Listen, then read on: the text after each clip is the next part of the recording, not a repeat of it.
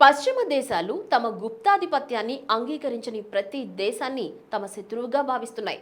కానీ భారతదేశం మాత్రం తమ దేశ ప్రయోజనాల కోసం, పౌరుల హక్కుల కోసం స్వతంత్రంగా పనిచేస్తుందని, రష్యా నుంచి ఢిల్లీని దూరం చేసే కుట్రలు చెల్లవని రష్యా ప్రధాని పుతిన్ పశ్చిమ దేశాలపై తీవ్ర వ్యాఖ్యలు చేశారు.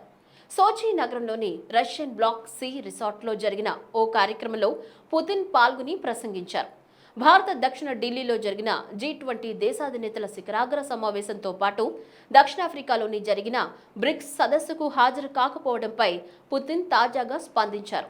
తన వల్ల తన స్నేహితులకు ఎటువంటి సమస్యలు సృష్టించకూడదని, ఆ సదస్సులు పొలిటికల్ షోలుగా మారకూడదని, తన మిత్రుల శ్రేయస్సును దృష్టిలో పెట్టుకుని ఆ సమావేశాలకు గైర్హాజరైనట్లు తెలిపారు.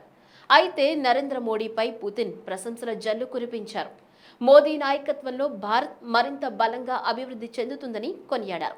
ఉక్రెయిన్పై యుద్ధం ప్రకటించినందుకు గాను అంతర్జాతీయ క్రిమినల్ కోర్టు పుతిన్పై వారెంట్ జారీ చేయడంతో ఐసీసీ సభ్య దేశాల్లో పర్యటిస్తే అరెస్టు చేసే అవకాశాలు ఉండడంతో దేశ పర్యటనలు కూడా ఆయన రద్దు చేసుకుంటున్నారు. ఏది ఏమైనా రష్యా భారత మైత్రి ఈనాటిది కాదు.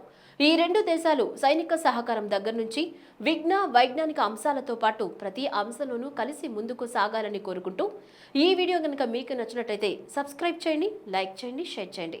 మరిన్ని అప్డేట్స్ కోసం బెల్ ఐకాన్ని క్లిక్ చేయండి.